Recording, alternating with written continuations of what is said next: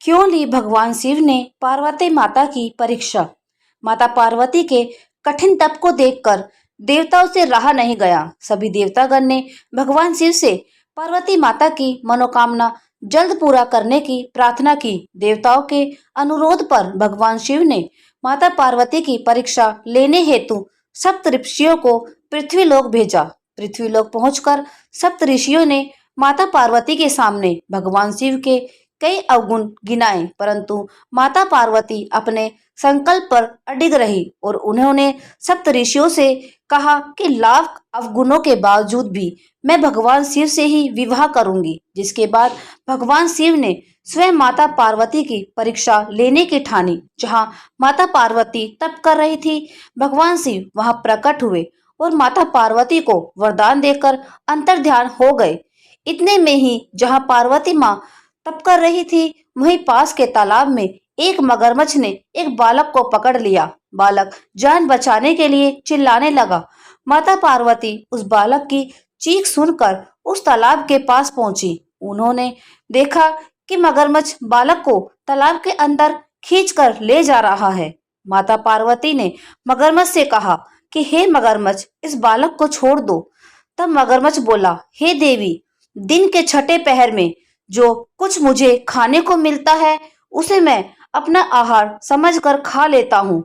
ब्रह्मदेव ने आज इस बालक को दिन के छठे पहर में मेरे भोजन के रूप में भेजा है, तो मैं इसे क्यों छोड़ दूं? माता पार्वती ने मगरमच्छ से विनती करते हुए कहा कि तुम इसे छोड़ दो, बदले में मैं तुम्हें कुछ चाहिए तो मैं तुम्हें लाकर दूंगी। माता पार्वती की बात सुनकर मगरमच्छ बोला, हे देवी, एक ही शर्त है, मैं इसे छोड़ सकता हूँ। आपने तप करके भगवान शिव से जो वरदान मांगा है, यदि उसका फल मुझे दोगी तो मैं इसे छोड़ दूंगा।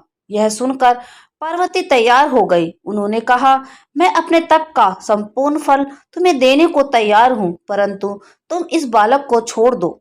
मगरमच्छ ने उन्हें समझाया, सोच लो देवी, कहीं जोश में आकर हजारों वर्ष तक किए गए असंभव तप का फल इस बालक के प्राण बचाने में व्यर्थ चले जाएगा।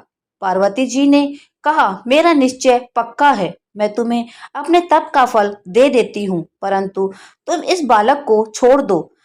माता पार्वती ने अपने तप का दान करने का संकल्प कर लिया। तप का दान होते ही मगरमच्छ की देह तप से चमकने लगी। तब मगरमच्छ बोला, हे देवी, देखो, तप के प्रभाव से मैं तेजस्वी बन गया हूँ।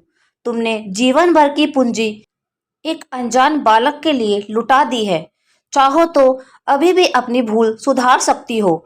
एक मौका और दे देता हूँ। पार्वती जी ने कहा, मगरमच्छ, तब तो मैं पुनः कर सकती हूँ, परंतु इस बालक को यदि तुम निगल जाते हो तो इसका जीवन वापस मिल पाना असंभव था।